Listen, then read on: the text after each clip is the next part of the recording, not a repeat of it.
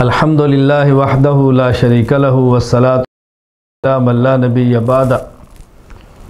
اللہ تعالیٰ نے انسان پر کچھ بدنی عبادات رکھی ہیں، کچھ مالی عبادات رکھی ہیں، کچھ زبانی عبادات رکھی ہیں، اور مالی عبادات میں سے ایک اہم ترین عبادت قربانی ہے۔ رسول اکرم صلی اللہ علیہ وسلم نے اس قربانی کے فضائل بیان فرمائے ہیں، اس قربانی کی حقیقت بیان فرمائی ہے۔ سنن ابن ماجہ باب ثواب الاضحیہ میں یہ حدیث مبارک موجود ہے۔ حضرت زید بن ارقم رضی اللہ تعالیٰ عنہ فرماتے ہیں، رسول اکرم صلی اللہ علیہ وسلم کے صحابہ کرام رضی اللہ عنہم اجمعین نے پوچھا، یا رسول اللہ ما هذه الاضاحی، اللہ کے نبی جو ہم قربانی کرتے ہیں، ہمیں قربانی کا حکم ہے، یہ قربانی کیا ہے، اس کی حقیقت کیا ہے؟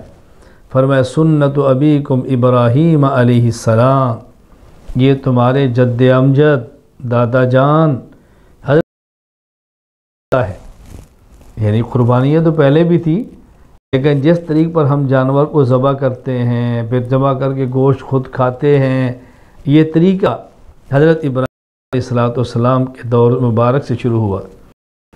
صحابہ کرام نے پوچھا فما لنا فیہا یا رسول اللہ، ہم قربانی کریں گے اجر کیا ملے گا؟ فرمایا بکل شارت حسنہ، ہر ایک بال کے بدلے اللہ ایک نیکی عطا فرمائیں گے۔ قالوا فالصوف یا رسول اللہ، بکری کے تو بال ہوتے ہیں، بھیڑ کے اوپر اون ہوتی ہے، اس پر کیا ملے گا؟ فرمایا بکل شارت من الصوف حسنہ، اون کے بال کے بدلے میں بھی اللہ ایک نیکی عطا فرمائیں گے۔ آپ اندازہ فرمائیں، ایک بدلے ایک نیکی، اور قرآن کریم کی آیت کیا ہے؟ سبحان اللہ سبحان اللہ، من جاء بالحسنۃ فلہ عشر امثالھا، اللہ ایک نیک عمل پر کم از کم 10 گنا اجر بڑھا کے دیتے ہیں۔ کے بال کو گن سکتا ہے؟ اونٹ کے بال گن سکتا ہے؟ گائے اور بھینس کے بال گن سکتا ہے؟ کس قدر اللہ نیکیاں عطا کرتے ہیں۔ جامع ترمذی باب ما جاء فی فضل الاضحیہ میں حدیث مبارک موجود ہے۔ ام المومنین امی عائشہ رضی اللہ تعالیٰ عنہ فرماتے ہیں، رسول صلی اللہ علیہ وسلم نے فرمایا ما عمل آدمی من عمل یوم النحر احب الی اللہ من احراق الدم، یوم النحر قربانی کے دن اللہ کو بندے کے اعمال میں سے محبوب ترین عمل وہ خون بہانا ہے، جانور کو ذبح کرنا ہے، جانور قربانی ہے، کا محبوب عمل ہے۔ اللہ چاہتے ہیں میرے بندے میرے بنائے ہوئے جانور کو میرے نام پہ ذبح کریں۔ سبحان اللہ، مشکل ہے اپنے ہاتھ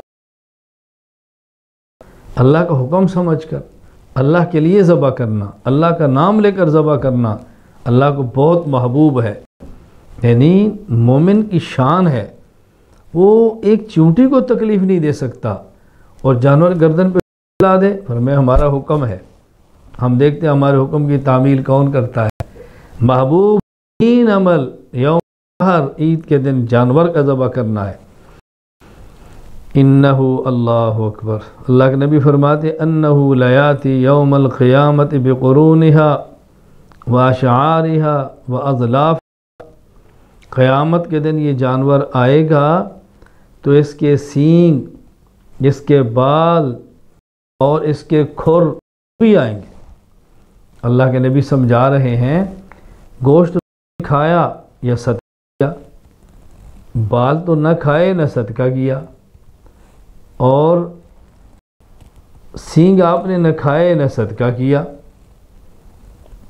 پائے آپ کھاتے ہیں، نیچے کے کھر تو کوئی نہیں کھاتا، نہ کھائے نہ صدقہ کیا۔ اللہ قیامت کے دن اس پر بھی اجر عطا فرمائیں گے۔ سبحان اللہ، اس پر بھی اجر عطا فرمائیں گے۔ فرمایا وَإِنَّهُ سبحان اللہ إِنَّهُ لَيَأْتِي يَوْمَ الْقِيَامَةِ بِقُرُونِهَا وَأَشْعَارِهَا وَأَضْلَافِهَا وَإِنَّ الدَّمَ يَقَعُ مِنَ اللَّهِ بِمَكَانٍ قَبْلَ أَن يَقَعَ مِنَ الْأَرْضِ، فرمایا جانور کا خون زمین پر گرنے سے پہلے اللہ کے شرف قبولیت حاصل کر لیتا ہے۔ فطیبوا بہا نفسا، فرمایا خوش دلی سے قربانی کرو، دل سے کرو، ہاتھ سے کرو۔ اب اگر جانور کے قربان کرنے پر کچھ بھی نہ ملتا، اللہ کا پھر بھی کرنا تھا۔ اللہ کی شان دیکھیے، قربانی کے جانور ذبح کرو، گوشت بھی خود کھاؤ، پھر بھی اجر ہے، کسی کو دو پھر بھی اجر ہے، جانور خود کھاؤ پھر بھی ہے۔ تو کس قدر اللہ کے پیغمبر صلی اللہ علیہ وسلم نے فضائل فرمائے ہیں۔ میں گزارش کروں گا بزرگوں سے، دوستوں سے، بھائیوں سے، ماؤں سے، بھائیوں بہنوں سے، بیٹیوں سے قربانی کا اہتمام کریں۔